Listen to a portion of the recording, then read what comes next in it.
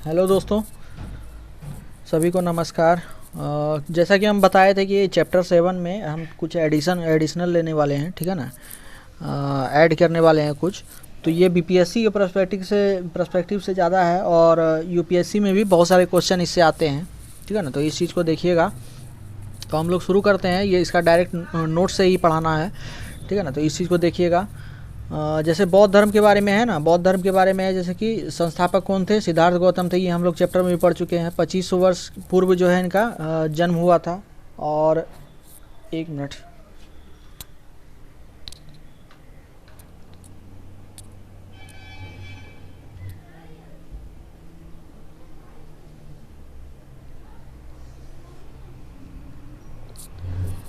हाँ, इनका जन्म हुआ था 2500 वर्ष पूर्व। तो माना जाता है कि 563 से आपका 484 के बीच में इनका जन्म हुआ था, ठीक है ना।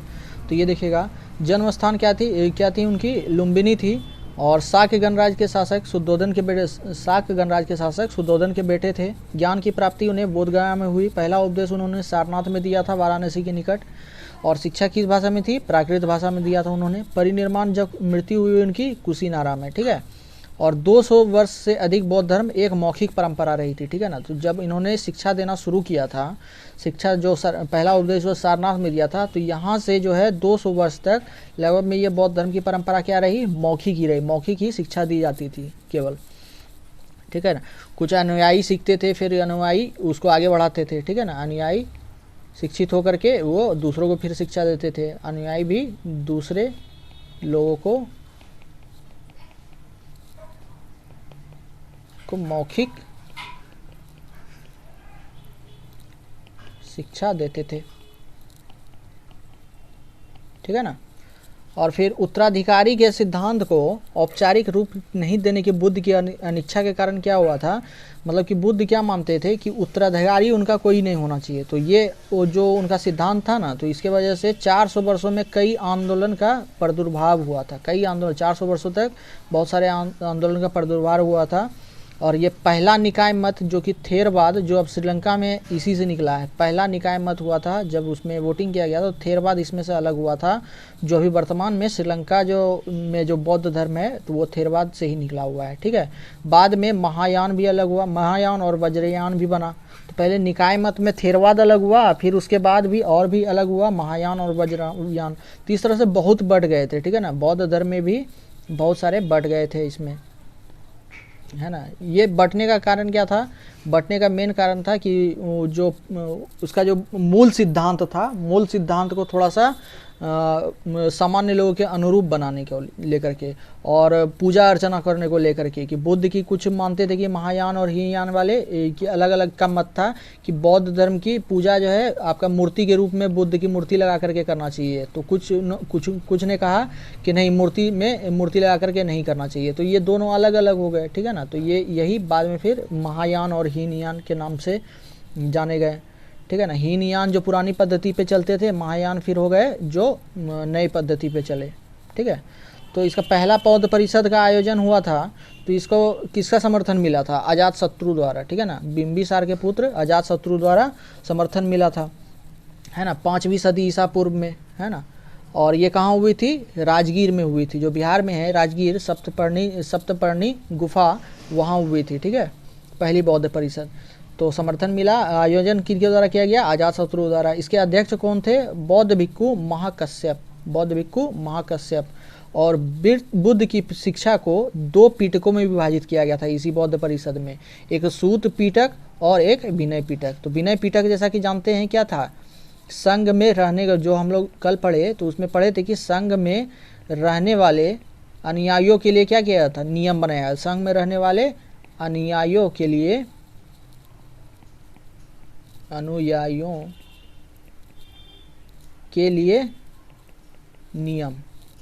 नियम किसमें है, विनय पीटक में। तो वही सूत पीटक और विनय पीटक 2 शिक्षा पीटकों में विभाजित किया गया। तीसरा पीटक था आर्ध धम,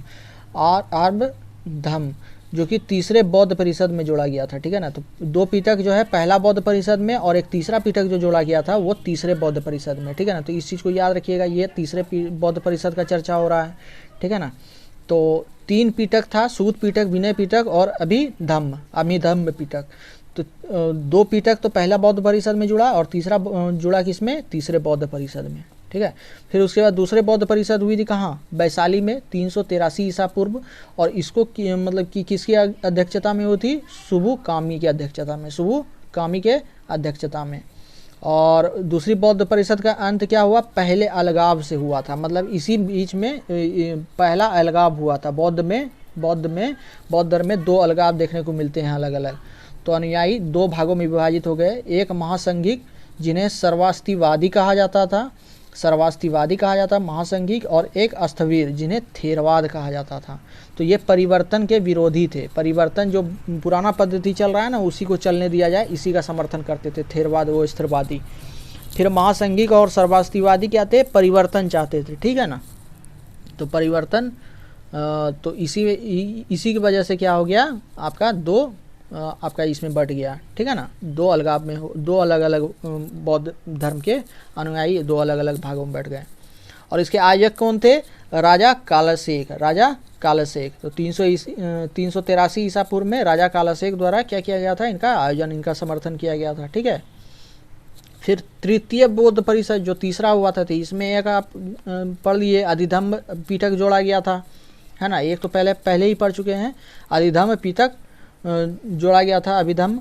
और इनको किनका मिला था समर्थन, इनको मिला था इस बौद्ध परिषद को करवाने में अशोक का संरक्षण मिला था, ठीक है ना। और ये कहाँ हुआ था, पाटलिपुत्र में 250 ईसा पूर्व, ठीक है। और अध्यक्षता किनके द्वारा किया गया था, मोगली पुत्ततीस द्वारा क्या किया गया था, अध्यक्षता। ये यूपीएससी इससे क्वेश्चन पूछ चुका है, ठीक है ना। तो तीसरे बौद्ध परिषद के अध्यक्ष कौन थे, मोगली पुत्ततीस, ठीक है ना। तो इसलिए देखिए कितना इंपॉर्टेंट है, अध्यक्षता तक भी इंपॉर्टेंट है। तो सुबु कामी जैसे इसके अध्यक्ष थे, दूसरी वाले के, तो पहले वाले के कौन थे आपके अध्यक्ष, बौद्ध भिक्खु महाकश्यप, ठीक है ना। तो इसी तरह से आपको याद रखना पड़ेगा कि आखिर कौन कौन थे, ठीक है, अध्यक्ष भी कौन कौन थे। और चतुर्थ बौद्ध परिषद के बारे में देखेंगे। चतुर्थ बौद्ध परिषद कश्मीर के कुंडलम में हुई थी 102 ईस्वी में, मतलब ये सब अभी तीसरे बौद्ध परिषद ईसा पूर्व तक में चली। फिर उसके बाद ईस्वी में जो आए, जब मतलब ईसा पूर्व गुजर गया 0 AD के बाद, आपका 102 ईस्वी में कश्मीर के कुंडलवन में हुई थी। इसकी अध्यक्षता किनके द्वारा की गई थी, वसुमित्र द्वारा। और उपाध्यक्ष इसके अश्वघोष थे, ठीक है। और कुषाण राजा जो कनिष्क के संरक्षण में आयोजित हुआ था। कुषाण राजा जो कनिष्क थे, कनिष्क बहुत फेमस राजा हैं, कनिष्क है ना, कुषाण वंश के राजा थे। तो कुषाण राजा क्या थे, कनिष्क के संरक्षण में आयोजित हुआ था चौथा बौद्ध परिषद, ठीक है। और बौद्ध धर्म 2 संप्रदायों में यहाँ भी विभाजित हुआ, एक महायान और एक हीनयान, जो एग्जाम्पल आपको दे चुके हैं, ठीक है ना। तो हीनयान भी यहाँ पुरानी पद्धति पे चलती थी, और नए पद्धति पे चलने वाले महायान जो अलग हुए हीनयान से, ठीक है। फिर उसके बाद 5वां बौद्ध परिषद जो हुआ है, अब इसका जो है ये हुआ कब, 1871 ईस्वी में बर्मा में, अभी मतलब कि आज से 200-250 साल पहले, 150 साल पहले, है ना। तो ये 5वां बौद्ध परिषद हुआ, राजा मिंदन के संरक्षण में हुआ था ये। अध्यक्षता किनके द्वारा किया गया, जबर भिवामसा द्वारा किया गया था, नरिंदा मिर्जा द्वारा और सुमंगलिस्वी द्वारा, ठीक है। फिर 729 पत्थरों पर बौद्ध शिक्षाओं को उकेरा गया था। इस परिषद जो 5वां बौद्ध परिषद हुआ था, 729 पत्थरों पर बौद्ध की शिक्षाओं को उकेरा गया था। तो राजा मिंदन थे इसके संरक्षक, अध्यक्षता में 3 थे, ठीक है ना, 3 लोग अध्यक्षता कर रहे थे, 3 अनुयायी अध्यक्षता कर रहे थे। 1871 में हुआ था, बर्मा में हुआ था। बर्मा में छठा भी हुआ था, कबाएब यांगून में हुआ था, बर्मा के कमायू यांगून में हुआ था 1954 में, ठीक है ना, 1954 में बर्मा सरकार के संरक्षण में हुआ था, ठीक है ना। आज़ादी मिलने के कुछ ही दिन बाद हुआ था, कुछ ही साल बाद हुआ था। तो बर्मा की आज़ादी मिली थी, तो उसके कुछ ही साल बाद हुआ था। बर्मा सरकार का संरक्षण मिला था। अध्यक्षता खुद प्रधानमंत्री कर रहे थे बर्मा के, यूनू। और बौद्ध धर्म के 250 वर्ष पूरे होने की स्मृति में ये छठा बौद्ध परिषद किया गया था, ठीक है ना। तो इससे तो क्वेश्चन नहीं पूछता है, लेकिन अगर पढ़ रहे हैं तो पूरा ही पढ़ लिए हम लोग, ठीक है। मे भी हो सकता है कभी आ जाए, ठीक है ना। तो फिर उसके बाद बौद्ध की मुख्य अवधारणाएं क्या थी, ठीक है ना, मुख्य अवधारणाएं क्या थी, इससे भी क्वेश्चन बन जाता है, ठीक है ना, इससे क्वेश्चन बन जाता है। तो मतलब कि हम देखेंगे कि बौद्ध के मुख्य क्या क्या अवधारणाएं थे, जैसे कि 3 विजनीन सत्य हैं, ठीक है ना। वो कौन कौन से विजनीन सत्य हैं? ब्रह्मांड में किसी वस्तु का नाश नहीं होता, सब कुछ परिवर्तनशील है, कारण और प्रभाव के नियम है। कारण और प्रभाव क्या है? एक नियम है, कारण और प्रभाव के नियम है, जो ये सब 3 विजनीन सत्य हैं। फिर 3 प्रशिक्षण और अभ्यास क्या चीज़ का होना चाहिए? सील यानी कि आपका गुण, अच्छे आचरण, नैतिकता, ये सब हुआ आपका प्रशिक्षण और अभ्यास है। तो 3 है, जिसमें कि सील है, एक समाधि, एक प्रज्ञा है। तो सील में क्या आते हैं? गुण, अच्छे आचरण देखे जाते हैं, नैतिकता देखी जाती है। समाधि में एकाग्रता होती है, ध्यान होता है, मानसिक विकास होता है। तो स्टूडेंट के लिए देखिए ये कितना मतलब इम्पोर्टेंट है। ये समाधि का मतलब क्या है कि वो समाधि लेकर के सो गए हैं, वो बोला बात नहीं। वो एकाग्रता है, ध्यान है, मानसिक विकास है, ठीक है ना। मानसिक विकास, कुछ ना कुछ पढ़ते रहे तभी तो मानसिक विकास होगा, है ना। कुछ ना कुछ जानते रहे तभी तो मानसिक विकास होगा। ध्यान लगाना मतलब एक ही, मतलब कि जो पढ़ रहे हैं उस पर ध्यान लगाना। एकाग्रता क्या है कि हम इधर उधर भटके नहीं, ठीक है ना, इधर उधर भटके नहीं। तो ये देखिए स्टूडेंट से रिलेटेड हो गया, है ना। अच्छे आपका इसका विद्यार्थियों के लिए है, अच्छे मतलब गुण कह सकते हैं।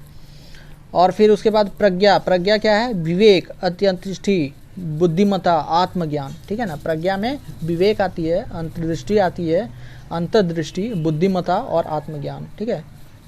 फिर 4 उत्तम सत्य क्या है? ये सब हैं क्या? ये सब जो है मुख्य अवधारणाएं हैं किनके? बौद्ध के द्वारा दिए गए, बुद्ध के द्वारा दिए गए। तो 4 उत्तम सत्य है, जैसे कि दुख, अस्तित्व का दुख, जीवन में दुख है। अस्तित्व का दुख, जीवन में दुख है। दुख वास्तविक है और सार्वभौम है, मतलब जैसे कि दुख में क्या क्या है? नुकसान, बीमारी, वेदना, विफलता, क्षणभंगुर सुख।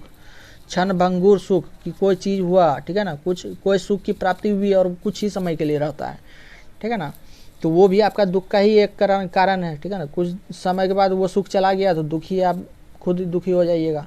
फिर उसके बाद समुदाय, यह भी दुख का एक कारण है। समुदाय भी एक दुख का कारण है। सुखों को पालने और उस पर प्रभुत्व जमाने की इच्छा, ये भी एक दुख ही है। इंद्रिय सुख की वासना, यश की कामना, अप्रिय मनोभावना जैसे क्रोध, भय, ईर्ष्या, नियंत्रण की इच्छा, ये सब क्या है आपका? ये सब भी एक कारण है आपका दुख का, ठीक है।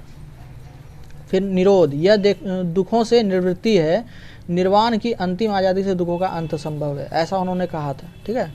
मग, अंतमुष्टि मार्ग का अनुसरण, अष्टमुखी मार्ग का अनुसरण करना चाहिए सभी को, ऐसा उनका कहा गया था। तो 5 धर्म, अष्टमुखी मार्ग भी देखेंगे हम लोग। पहले 5 धर्मादेश देखते हैं। 5 धर्मादेश क्या था बुद्ध के द्वारा दिया हुआ? हिंसा मत करो, चोरी मत करो, झूठ मत करो, काम का दुरुपयोग ना करो, मदपान और मादक द्रव्यों का सेवन ना करो। तो बिहार इस चीज़ पे पूरा एकदम चल रहा है, ठीक है ना। बिहार इस पे पूरा चल रहा है, बिहार सरकार। तो ऐसे भी बुद्ध का मतलब कि आपका क्षेत्र है ना, बिहार क्या है? बुद्ध का क्षेत्र है, तो ये चीज़ चलता है, तो ठीक है। फिर अष्टगुणी मार्ग है। अष्टगुणी मार्ग क्या क्या है? पन्न मतलब प्रज्ञा, तो विवेक व बुद्धि, इसका संबंध किससे है? विवेक और बुद्धि से, ठीक है, विवेक या बुद्धि से। तो इसमें कहा गया अष्टगुणी, ये पन्न प्रज्ञा का एक मतलब इसका क्या बोल सकते हैं, उप संबंध है। जैसे कि संपर्क दृष्टि, संपर्क संकल्प, ठीक है ना, संपर्क दृष्टि, संपर्क संकल्प। सील में क्या क्या आता है? जिसमें गुण, नैतिकता है। संभ वाक, सम कम बात, उचित आचरण, ठीक है ना। संभ आजीव, उचित आजीविका। फिर समाधि में क्या है? एकाग्रता, ध्यान, ठीक है ना। तो ये सम व्ययम, सद्विचारों को बढ़ावा, बुरे विचारों पर विजयी। सम सती, सही सतर्कता, अपने शरीर, मन और भावनाओं के प्रति जागरूक। सम समाधि, चेतना और सर्वोच्च स्थिति पाने के लिए किया गया ध्यान, ठीक है ना। तो सम समाधि, ये सब अष्टगुणी मार्ग है। अब देखेंगे कि 95% आबादी के साथ थाईलैंड क्या है? दुनिया में बौद्ध अनुयायी का देश है। बौद्ध अनुयायी का सबसे ज़्यादा बौद्ध अनुयायी कहाँ है? थाईलैंड में, ठीक है ना, थाईलैंड में। उसके बाद कहाँ आते हैं? Cambodia, Myanmar, Bhutan, Sri Lanka, Tibet, Laos, Vietnam, Japan, चीन, ताइवान, और इसका उद्भव क्या है? उत्तर भारत में भी है, ठीक है ना। तो ये सब इलाका क्या है? बौद्ध धर्म का इलाका है, ठीक है। बौद्ध धर्म जहाँ ज़्यादा विकसित हुए, ठीक है ना। फिर उसके बाद देखेंगे सम्राट अशोक द्वारा धर्म का दक्षिण पूर्व एशिया के देशों में जो ना भेजा गया था, तो कहाँ कहाँ भेजा गया था? सम्राट अशोक द्वारा धर्म को दक्षिण पूर्व एशिया के देशों में भेजा गया था। तो कौन कौन से थे इलाके, देश थे? श्रीलंका थे, म्यांमार थे, थाईलैंड थे। भारत चीन तक प्रसारित करने में सहयोग किया, जहाँ से यह पहले देखिए सम्राट अशोक द्वारा क्या किया गया? श्रीलंका भेजा गया, म्यांमार भेजा गया, थाईलैंड भेजा गया, भारत चीन के सीमा तक भेजा गया। और इन सब जगहों से क्या हो गया? ये और बढ़ता गया, जैसे कि हिमालयी राज्यों सिक्किम, भूटान, नेपाल, तिब्बत, मंगोलिया, मध्य एशिया, चीन, कोरिया, वियतनाम, जापान तक यह विस्तार हो गया। ठीक है ना। बौद्ध धर्म अभी आपको ये इन सभी जगहों पे देखने के लिए मिलता है ना। फिर उसके बाद देखेंगे कि जब समूचे विश्व में बौद्ध धर्म तेजी से फैल रहा था, उसी समय यहाँ क्या हो रहा था? भारत में ह्रास हो रहा था। क्या हो रहा था? ह्रास हो रहा था। तो इसके दो कारण दिए गए हैं, तो दो कारण, पहला तो एक मुस्लिम आक्रांताओं के कुछ एक मामले, ठीक है ना, मतलब ऐसा नहीं कह रहा है कि सभी मामला है, कुछ एक मामला था जो कि बौद्ध धर्म को मतलब क्रश करने के लिए किया गया था मुस्लिम आक्रांतों द्वारा। फिर उसके बाद हिंदुत्व के विकसित अवस्था ने बौद्ध धर्म के प्रभाव को धूमिल कर दिया गया। तो सिर्फ यहाँ पे मुस्लिम धर्म का यहाँ बात नहीं है, आक्रांतों को कुछ क्या थे, तो उस समय क्या हो रहे थे? हिंदू तो भी विकसित हो रही थी, ठीक है ना, हिंदू धर्म भी विकसित हो रही थी उस काल में। तो वो भी क्या किया? बौद्ध धर्म के प्रभाव को धूमिल करने का काम किया। तो दो महान व्यक्तित्व थे जो कि जैसे कि हिंदुत्व में शंकराचार्य और रामानुज, तो ये दोनों का नाम तो आप जानते ही हैं, बहुत अच्छे से जानते हैं। और ये दोनों का सहयोग, मतलब कि जो हिंदुत्व को बढ़ावा देने में इन दोनों का बहुत बड़ा योगदान रहा है, ठीक है ना। तो शंकराचार्य और रामानुज, ठीक है। फिर उसके बाद देखेंगे श्रीलंका शासक जो मतलब कि जब इस समय महिंद्रा को भेजा गया था, अशोक के द्वारा भेजा गया था अपने पुत्र को, महेंद्र को कहाँ भेजा गया था? श्रीलंका भेजा गया था, ठीक है ना, कि बौद्ध धर्म का मतलब कि शिक्षा वहाँ पे देने के लिए। तो वहाँ उस समय में श्रीलंका के शासक कौन थे? देवनप्पिया टिस्सा, ठीक है ना। तो इसी को कौन दिया गया? इसको शिक्षा दिया गया किसके द्वारा? महेंद्र के द्वारा, ठीक है ना। तो इसी के अनुयायी बन गए ये देवनप्पिया टिस्सा, ठीक है, श्रीलंका के शासक थे। अब बिहार विशेष देखेंगे, ठीक है ना, ये आपका बौद्ध धर्म हो गया। फिर आप देखेंगे बिहार विशेष उस समय क्या हो रहा था, ठीक है ना। ईसा पूर्व 6वीं शताब्दी को बिहार में प्राचीन इतिहास का कालखंड माना जा सकता है। इस समय बिहार में मुख्य 4 राज्य थे। बिहार से अगर सिर्फ रिलेटेड देखें ना तो 4 राज्य थे, जैसे विदेह, मिथिला, वज्जी, अंग, मगध, ये 4 मुख्य राज्य थे। ये 16 महाजनपदों में से 4 राज्य हैं, ठीक है ना। तो विदेह जो मिथिला थी तो राजा जनक द्वारा स्थापित की गई थी। किसके द्वारा स्थापित की गई थी? राजा जनक द्वारा स्थापित की गई थी, ठीक है ना। तो ये राजा जनक जो है सीता के पिता नहीं है, ठीक है ना, इस चीज़ को ध्यान में रखिएगा। सीता के पिता राजा जनक ये यहाँ वो नहीं है। उस राजा जनक द्वारा जो विदेह मिथिला जो स्थापित किया गया था ना, तो इसके सारे वंशजों को जनक वंश ही कहा गया है, तो सभी को जनक कहा जाता था। तो जैसे सीता का पिता का नाम आप जानते होंगे कि जनक है, तो जनक सभी को कहा जाता था, उनके परदादा, उनके दादा, उनके चाचा, सबको कहा जाता था, जनक ही कहा जाता था। असल नाम अगर है उनका राजा जनक जो मतलब सीता के पिता का, तो उनका नाम क्या है? शीरध्वज। क्या नाम है? शीरध्वज, ठीक है ना। तो ये भी क्या कहलाते थे? जनक ही कहलाते थे, ठीक है ना, जनक ही कहलाते थे, ठीक है ना, या इसको जनक द्वितीय नाम दिया गया था, ठीक है। तो इस चीज़ को ध्यान में रखिएगा। तो सीता के ये क्या हुए? ये थे आपके सीता के पिता, सीता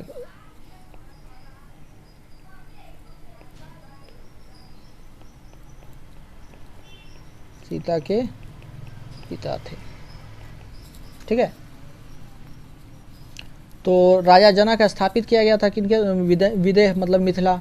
कब स्थापित किया गया था? 1400 ईसा पूर्व से 500 ईसा पूर्व। देखिए किस समय का बात हो रहा है, ये बात हो रहा है वैदिक पीरियड का। ये कब बात हो रहा है? वैदिक पीरियड का बात हो रहा है, ठीक है ना। तो ये कहाँ से साक्ष्य मिले हैं? ये सब साक्ष्य मिले हैं हम लोगों को ब्राह्मण संबंधी कुछ उत्तर वैदिक साहित्य में विवरण है, बृहदारण्यक में है, उपनिषद में जो कल हम लोग पढ़े थे, है ना, उपनिषद में मतलब कि ये है चर्चा किया गया है इन सभी का। उत्तर भारत के मिथिला क्षेत्र से लेकर के नेपाल के पूर्वी तराई क्षेत्र तक क्या था, इनका मतलब कि साम्राज्य था। रामायण में विदेह की राजधानी मिथिला नगरी बताई गई है। तो रामायण में जो है मिथिला नगरी बताई गई है। साम्राज्य का उल्लेख रामायण और महाभारत में मिलता है, ठीक है ना। सीता को विदेह की राजकुमारी बताया गया है। तो ये देखिए विदेह की राजकुमारी थी सीता, है ना। और कौशल के राजकुमार थे श्री राम, ठीक है ना। कौशल के राजकुमार कौन थे, श्री राम। तो इन दोनों के साथ मतलब कि विवाह होने के साथ ही विदेह और कौशल के बीच परस्पर संबंध स्थापित हो गया, ठीक है ना। तो विदेह और कौशल के बीच कैसे संबंध स्थापित हुआ, सीता और श्री राम के शादी के बाद, विवाह के बाद, ठीक है ना। तो विदेह की राजकुमारी सीता और कौशल के राजकुमार राम, ठीक है। फिर उसके बाद जैसे जनक वंश यहाँ पूरा दिया हुआ है, ठीक है ना। तो ये रामायण के पहले के जनक वंश थे, ये रामायण के पहले के जनक वंश, ठीक है। तो आप नाम पढ़ लीजिएगा, ठीक है ना। तो जैसे कि जनक प्रथम थे, इसके उत्तराधिकारी कौन हुए, उदावसु। फिर उसके उत्तराधिकारी उसके बाद नंदीवर्धन, सुकेतु, बृहद्रथ। 3-4 याद रखिएगा ऊपर से, फिर बाद में बाकी पढ़ लीजिए। महावीर, सुधृति, दृष्टिकेतु, हरस्य, मारु, प्रतिबद्ध, कीर्तिरथ, ये सब रामायण में उल्लेख किया, मतलब कि रामायण के पहले के थे, ठीक है ना। कीर्तिरथ, देवमिधा, विबुद्ध, मोहरम, स्वर्णोरम, हस्वरम और फिर सिरध्वज जो जनक के द्वितीय कहलाते थे, यही सीता के पिता थे। फिर इसके बाद रामायण के बाद जो है जो हुए जनक वहाँ पे विदेह के, तो उसमें कौन आते हैं, मानुभम, सतधूम, सूची, कुर्जनमा, कृति, अंजन, कुरुजीत, अरिष्ट, नेमी, श्रेतायु, सुपार, सृजय, श्रेवामी, तो ये सब हैं। तो इसको पढ़ लीजिएगा। और लास्ट के 3-4 याद कर लीजिए, ऋतु, शून्या, विथव्य, धृति, बहुला, कृति, ये सब थे आपके रामायण के बाद के जनक, ठीक है।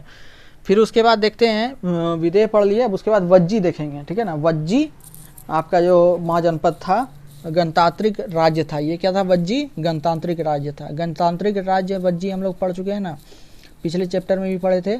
तो ये क्या था, 8 राजवंशों का एक महासंघ था, ठीक है ना। 8 राजवंशों का एक महासंघ था, ठीक है ना। वज्जी, लिच्छवी, जांत्रिक और विदेह इसमें से सबसे महत्वपूर्ण थे।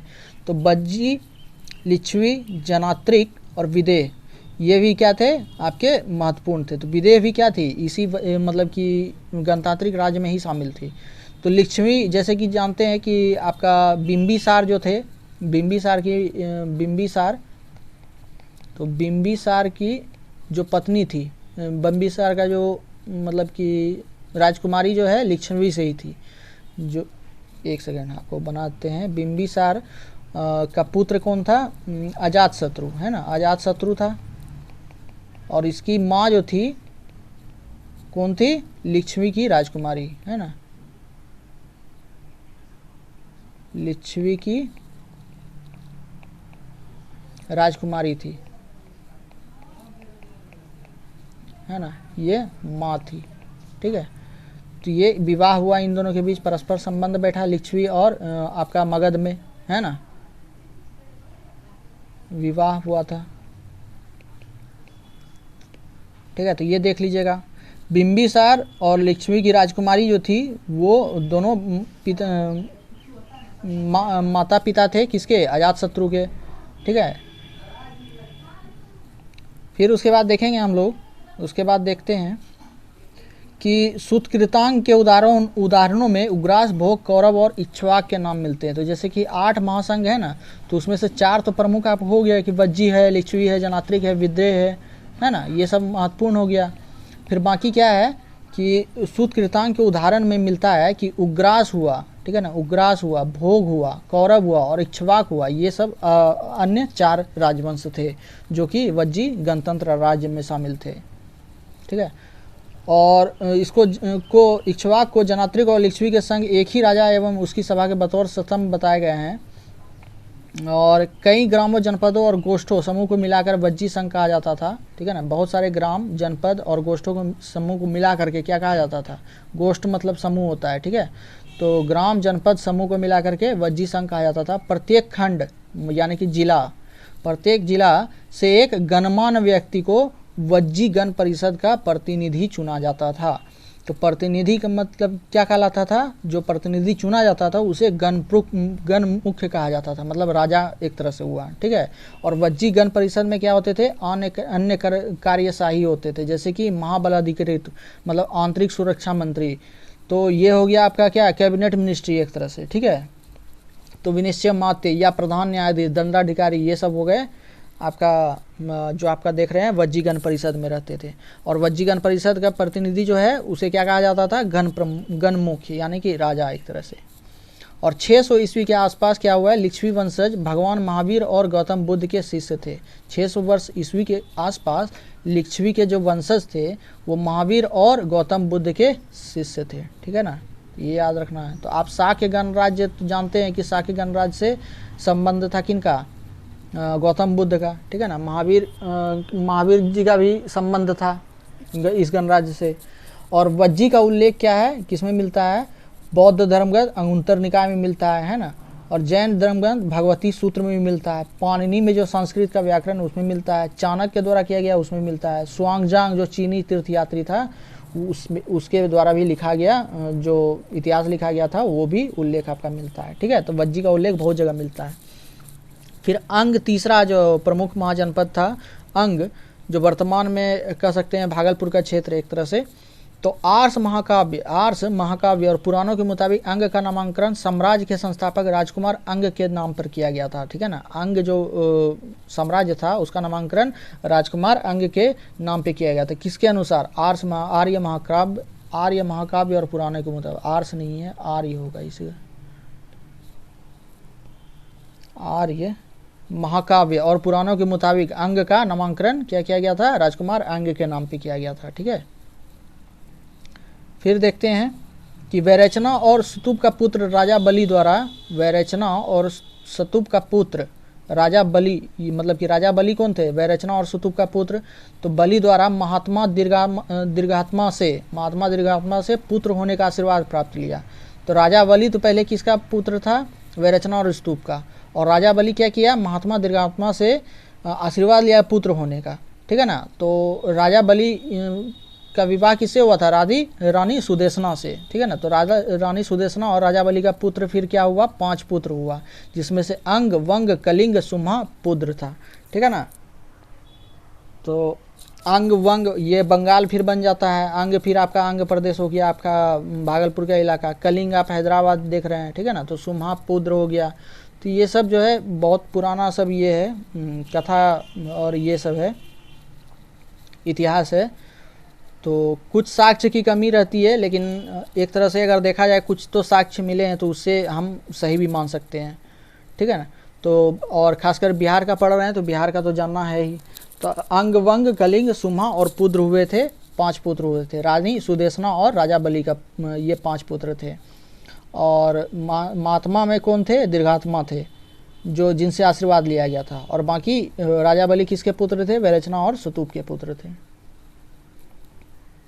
और रामायण में अंग को वह स्थल बताया गया है जहाँ शिव ने अपनी तपस्या में विघ्न पहुँचाने वाले कामदेव को भस्म किया था, ठीक है ना। शरीर के अंग जहाँ तहाँ बिखर गए वही अंग कहलाया, ठीक है ना। तो अंग का नाम इससे भी पड़ा है, ठीक है, तो रामायण के अनुसार। बाकी अंग के बारे में सबसे पहला उल्लेख अथर्ववेद में मिलता है। आप देखिए वैदिक पीरियड के, उत्तर वैदिक पीरियड में अथर्ववेद जो लिखा गया था उसमें भी अंग का सबसे पहला उल्लेख, सबसे पहला बार उल्लेख मिला था, ठीक है ना। तो महाभारत में दुर्योधन ने कर्ण को अंग का राजा कहा था। तो कर्ण क्या थे, अंग के राजा थे। और 600 ईसा पूर्व में मगध के राजकुमार बिंबिसार ने अंग पर आक्रमण कर दिया था। तो 600 ईसा पूर्व मतलब ये बहुत बाद की बात है, ये इस समय से बहुत बाद की बात हुई। 600 ईसा पूर्व में क्या हुआ, हजारों साल बाद की बात है। तो अंग जब कर्ण जब राजा थे उसके बाद की। फिर उसके बाद 600 ईसा पूर्व में देखते हैं मगध के राजकुमार जो बिंबिसार थे ना, वो बिंबिसार क्या किया, अंग पर आक्रमण कर लिया और अपने साम्राज्य में मिला लिया, ठीक है ना। फिर उसके बाद अंतिम स्वतंत्र राजा जो अंग का था, ठीक है ना, बृहद्रथ, उसको मारकर बिंबिसार क्या किया था, राजधानी चंपा पर अधिकार किया था, ठीक है। और कथा सरित सागर से भी समुद्र के किनारे अंग देश के शहर वितांगपुर के स्थापित होने का प्रमाण मिला है। तो समुद्र के किनारे अंग देश का शहर वितांगपुर के स्थित होने का प्रमाण किया है कौन, कथा सरित सागर। तो वितांगपुर, ठीक है ना, वितांगपुर। अब ये किसका पुराना नाम है इसका तो हम देखे नहीं, लेकिन वितांगपुर का कोई मतलब कि ये पुराना किसी शहर का पुराना नाम है, ठीक है ना। तो समुद्र के किनारे का अंग देश का शहर बताया गया है, ठीक है ना, कथा सरित सागर में वितांगपुर को। और अंग देश की राजधानी क्या थी? चंपा यानी मालिनी। ये आपका हो गया आपका भागलपुर के पास है, नाथनगर एकदम सटा हुआ है ये, तो चंपा क्षेत्र वही हुआ, चंपा वही राजधानी थी, ठीक है ना। फिर उसके बाद अंग देश के शासक कौन के हुए? एक तो राजा बलि के पुत्र अंग हो गए, फिर उसके बाद विद्रथ हो गए, वृषसेन हो गए, पुत्र अंग का पुत्र था, अंग का प्रमुख था, ठीक है ना। और समुद्रसेन, और ये वंग का राजा एक तरह से था। ताम्रलिप्त, लोभपद, चित्ररथ, ये कौशल के राजा दशरथ का मित्र था लोभपद, ठीक है ना। कौशल के राजा दशरथ का मित्र, मतलब कि राम के समय का बात हो रहा है, ठीक है। तो फिर उसके बाद चित्ररथ, बृहद्रथ, वसुहोम, धतारथ्य महाभारत में उल्लेख है इसका। फिर उसका धतिवाहन महाभारत में उल्लेख है। बृहद्रथ अंग का अंतिम राजा था। इसी को हरा करके बिंबिसार क्या किया? सत्ता स्थापित कर लिया, चंपा राजधानी पे को हथिया लिया और अंग को साम्राज्य में मिला लिया। फिर मगध देखते हैं, जो सबसे बड़ा नाम है इसमें से मगध, ठीक है ना। तो मगध देखते हैं, मगध में क्या हुआ था? भारत के बिहार, झारखंड, उड़ीसा, मतलब आप देख रहे हैं बिहार, झारखंड, उड़ीसा, पश्चिम बंगाल जैसे राज्यों और बांग्लादेश एवं नेपाल जैसे देशों में मगध साम्राज्य का विस्तार था। मतलब क्या? मतलब ये कि ये रहा आपका, एक सेकेंड, इसको जो है ज़रा सा पहले तो थोड़ा सा भारत बनाया जाए, है ना। बहुत दिन से प्रैक्टिस छूट गया है, ठीक है ना, मैप बनाने का, तो इसलिए मैप थोड़ा सा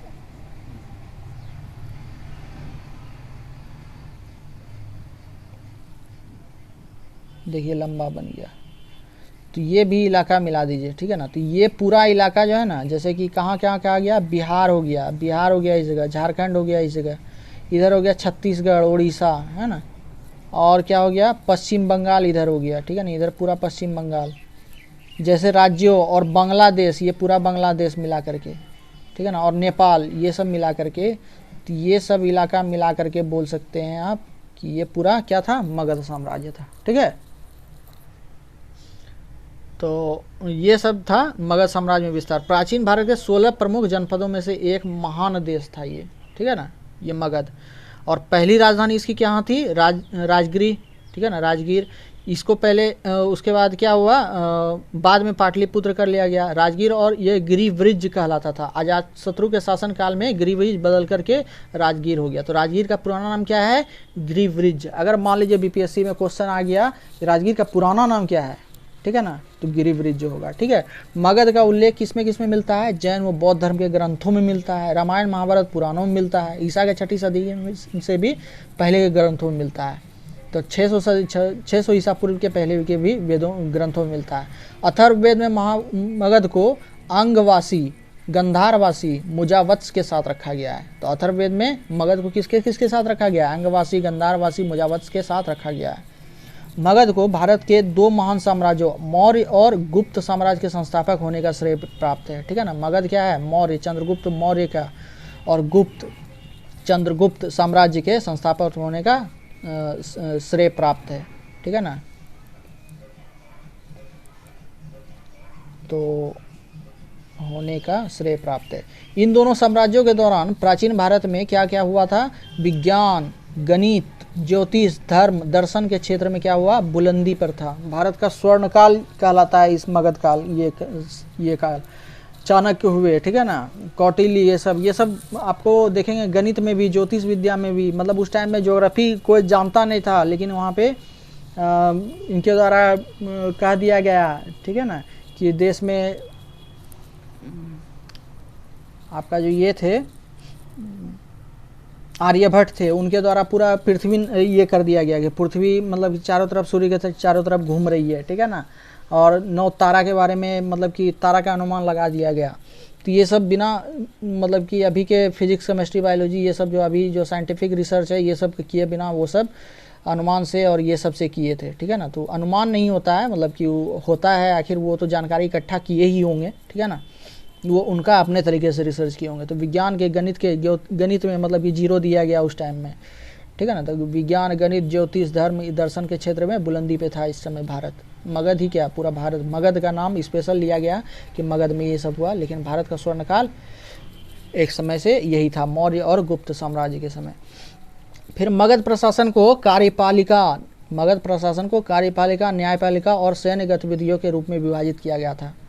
तो कार्यपालिका देखते हैं अभी, एडमिनिस्ट्रेशन है ना, एडमिनिस्ट्रेशन देखते हैं, न्यायपालिका जुडिशरी देखते हैं हम लोग, और फिर सैन्य में हो गया ये डिफेंस हो गया, एक तरह से डिफेंस हो गया। फिर उसके बाद एडमिनिस्ट्रेशन, और यहाँ पे अभी अब बस पार्लियामेंट है ना। पार्लियामेंट का उस टाइम में ज़रूरत नहीं, उस टाइम में राजा खुद पार्लियामेंट होते थे, ठीक है ना। तो ये सब कुछ था जो अभी है, ठीक है ना। तो ये सब कुछ था जो अभी वर्तमान में है हमारे भारत के एडमिनिस्ट्रेटिव सिस्टम में, ठीक है ना। डेमोक्रेसी में जो अभी है वो उस टाइम में पार्टिसिपेट कर रहे थे। बस पार्लियामेंट की जगह क्या था, आपका राजा हुआ करते थे। तो राजा ही पार्लियामेंट ही राजा। फिर उसके बाद यहाँ दूसरे चरण का शहरीकरण का अधिकतर काम कब हुआ था, 500 ईसा पूर्व के पहले ही पूरा हो गया था। तो दूसरा चरण का जो शहरीकरण हो रहा था 500 ईसा पूर्व के पहले ही मतलब कि पूरा हो चुका था, ठीक है ना। इस समय में शहरीकरण हो चुका था एक तरह से। फिर उसके बाद देखते हैं मगध ही वह क्षेत्र था जहाँ जैन धर्म बहुत मजबूत हुआ और बौद्ध धर्म का उद्भव हुआ। ये भी है, ठीक है ना। फिर उसके बाद देखते हैं मगध क्या है, प्रारंभिक शासकों के बारे में कुछ ही ठोस जानकारियाँ उपलब्ध है। मगध के प्रारंभिक शासकों के बारे में कुछ ही ठोस जानकारियाँ उपलब्ध है।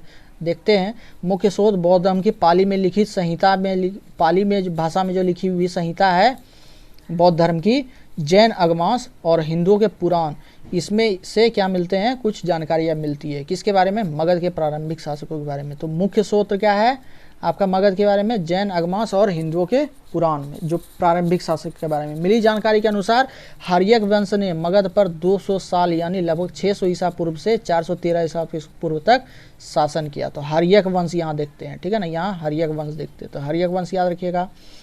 गौतम बुद्ध ने अपने जीवन का अधिकांश हिस्सा मगध में बिताया था, है ना।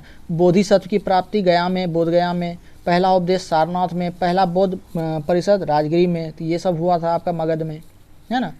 तो धर्म ग्रंथ महाभारत ने बृहदत्त को मगध का पहला शासक बताया। धर्म ग्रंथ ने महाभारत का धर्म ग्रंथ है, महाभारत धर्म ग्रंथ है, उन्होंने क्या बताया, बृहदत्त को मगध का पहला शासक बताया। हर्यक वंश के राजा हर्यक वंश के राजा बिंबिसार ने क्रियाशील और विस्तारवादी नीति का अपनाते हुए अंग देश को अपने साम्राज्य में मिला लिया था, ठीक है ना।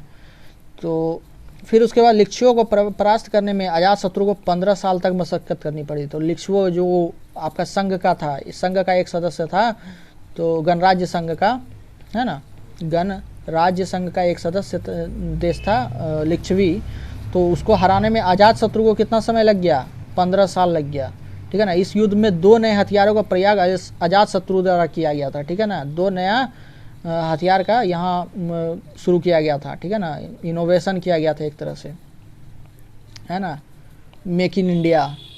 तो कौन थे, कठपुलट जिसे गुलेल के रूप में जाना जाता है, और झूलने वाली गदा के साथ आवृत रथ, ठीक है ना, आधुनिक टैंक से तुलना। मतलब ये देखे होंगे बाहुबली में वो राणा दुर्गवती जिस पे चढ़ा हुआ रहता है, तो ये उसी का मतलब कि 2 नए हथियार का प्रयोग कब हुआ था, उसी समय में हुआ था 500 ईसा पूर्व में।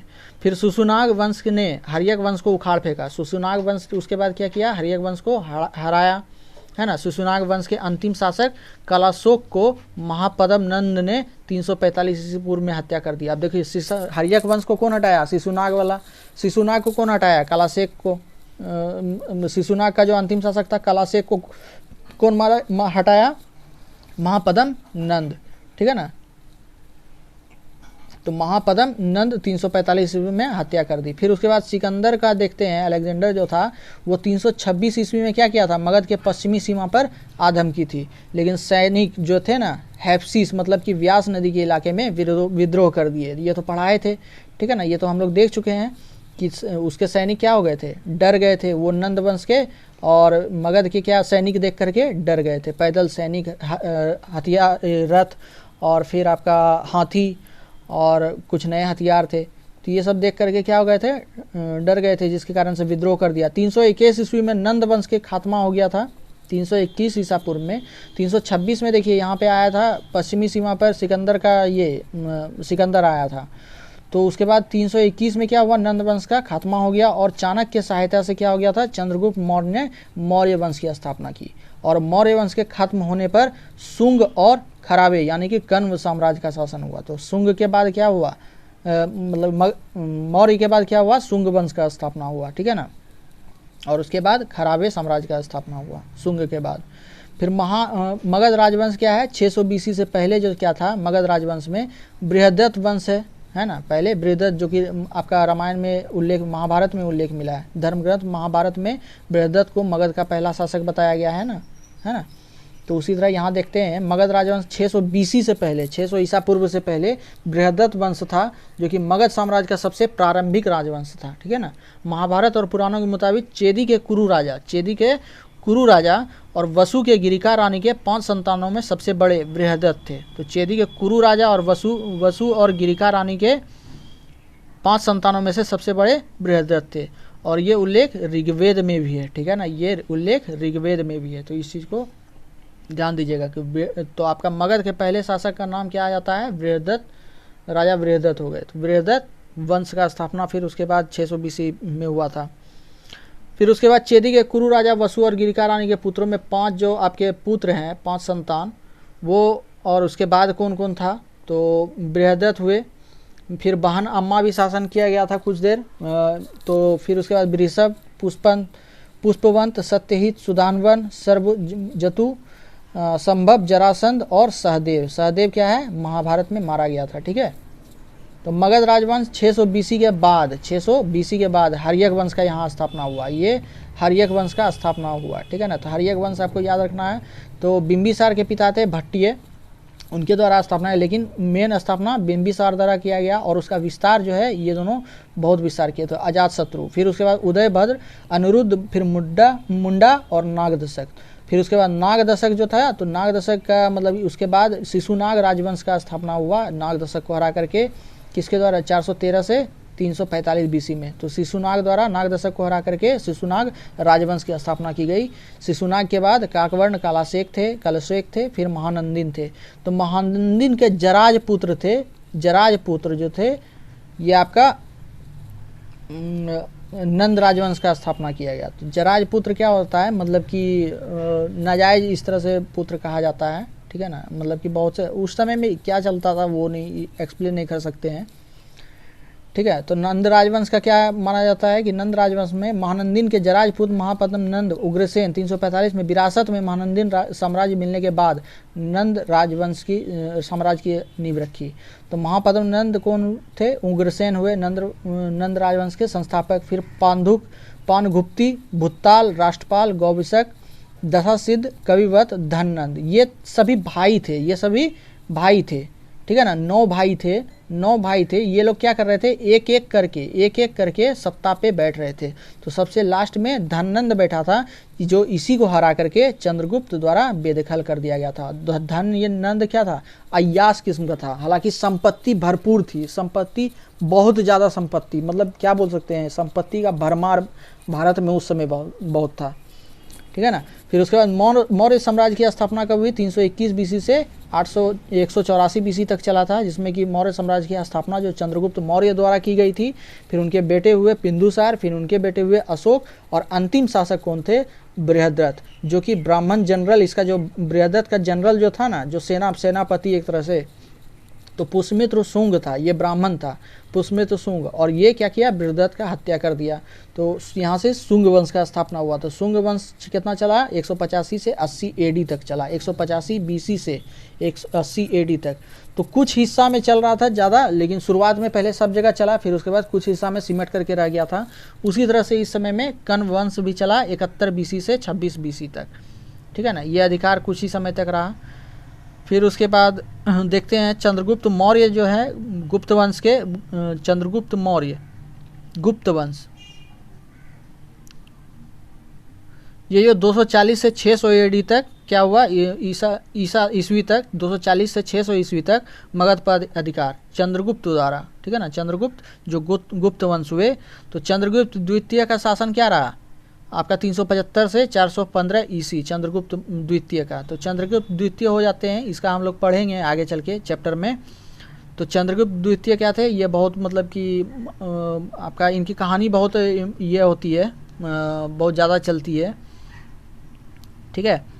और फिर उसके बाद 600 से 650 का समय क्या रहा, हर्षवर्धन, है ना। हर्षवर्धन का बिहार में, बिहार विशेष का बात हो रहा है, तो हर्षवर्धन जो है मगध का विस्तार हरियाणा तक किया था इन्होंने हर्षवर्धन के द्वारा, ठीक है ना। और 700 से 1200 में बंगाल के पाल राजवंश का विस्तार मगध तक हुआ था। बंगाल के जो पाल राजवंश थे उनका विस्तार मगध तक हुआ था 700 से 1200 ईस्वी में। तो ये पाल राजवंश में क्या थे, गोपाल, है ना, हरिपाल, ये सब थे। ये सब राजवंश थे, पाल वंश के मतलब ये थे, ठीक है, राजा थे।